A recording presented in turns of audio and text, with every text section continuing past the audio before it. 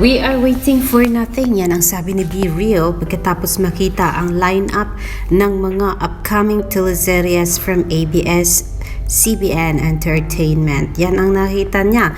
Nang makita niya at nang makita ko rin, talaga namang sabi ko, wala pa rin palang aantayin para kay Maymay Entrata or Edward John Popper. Just to give you the reality, here is the upcoming list of ABS-CBN na mga teleserye.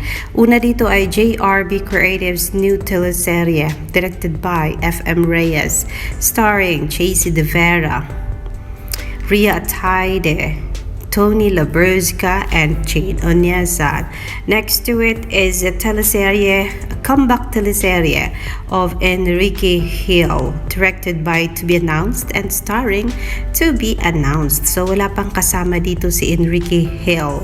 But yes, he is one of the leading actor sa comeback teleserye niya. Next is Judy Ann Santos comeback teleserye, and director and starring at mga kasama niya mga artista ay To Be Announced later. And ito mga kaibigan, it's another project, big project. It's a teleserye for Don Bell, Donnie Pangilinan, and Bel Mariano. So yan po ang abangan nating mga team kapamilya sa paparating na mga teleserye from ABS-CBN Creatives. So there is none as in N-O-N-E.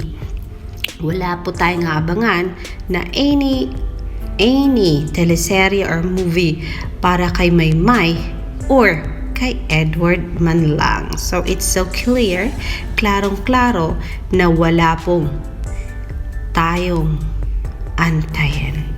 It's a sad reality, but we cannot do anything about it because it's the management who always knows what they wanted para sa kanilang channel, sa kanilang company, sa kanilang management. So yeah, so hooray para sa mga fandom ni Donnie Pangilinan, Bel Mariano, sa fandom ni Enrique Hill, sa fandom ni Judy Ann Santos, sa fandom ni Jane Onyeza, Tony Labrusca, Ria Ataide, and Chasey Alcantara. So yan po ang abangan. Oh, not Alcantara, but Chasey De Vera. Sorry naman, doon nagkamali po ang lola. Sabi ni Be Real, waiting for nothing. It's okay mga kaibigan, it's okay mga ka-Mayward. Kung hindi para sa kanya, hindi para sa kanya. Let's wait for the right time. I don't know if we're gonna wait forever, but if it's the reality, then it's the reality. Wala po tayong aabangan na any dramatic teleserye or mala-aksyong teleserye or any kind of teleserye, comedy man or whatsoever, para kina Maymay and Edward John Popper. So that is our other bad news, sad news for today. So it's yesterday we heard and we saw Maymay and Edward won't be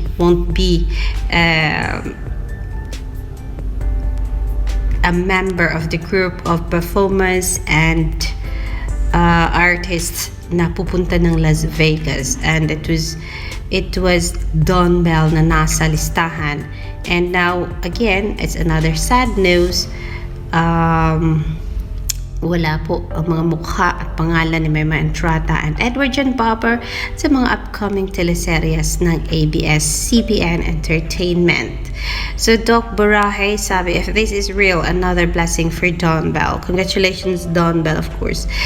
We can't be sad for your blessings. We need to be happy as well and accept the reality that it is for you and not for anyone else. To the people asking, here's the link po. Let's take it with a grain of salt until it's confirmed. But I personally think teleserye na yung next after ng movie ni Don Bell. Tingnan nga natin yung link na yan ni Doc sa Team Kapamilya account sa Facebook. Ang sabi, marami pa tayong aabangan. JRB Creative new teleserye, Chasey De Vera, Ria Ataide, Tony Labrusca, and Jane Onyeza. Enrique Hill's multi or much awaited comeback Prime Superstar Miss Julian Santos Big Teleserye comeback, and Donnie Pangilinan and Bel Mariano first primetime teleserye. Since it's a primetime teleserye, so it may be 7 o'clock na pang teleserye since it is primetime. Lahat ng yan handog sa inyo ng ABS-CBN. OMG, sabi ni Ella Jenses, can't wait for Don Bell's first ever teleserye. Natalie Valle, if this one's legit, I am so proud of Don Bell. Wow, Don Bell teleserye waiting. Donnie Truba, ayan sabi ni Tina Marrera Pajares, tele for Don Bell. Hopefully soon, Don Bell. Ayan, happy sila for Donnie and Bel Mariano. And so yeah, let them be kasi it's their time to shine and it's their time to show to the world what they've got. Confirm na kina Tony, kay Enrique tagal na rin usap-usapan yan. Ayun. Alam niyo rin na sinabi ni Inang during the contract signing ni Dons last year na may dinedevelop raw silang teleserye para sa dalawa. Kung sino ay kung hindi siguro nagkaroon ng season 2 ang HIH, baka nilabas na yun ngayon and walang nakakalam kung anong klaseng teleserye. Siguro mga medyo emotional kasi nga doon sila nakita sa he is into her. So yeah, yan yung mga pwede at posibleng mangyari sa kanilang teleserye. Anong sabi ng bayan? Siyempre, happy sila.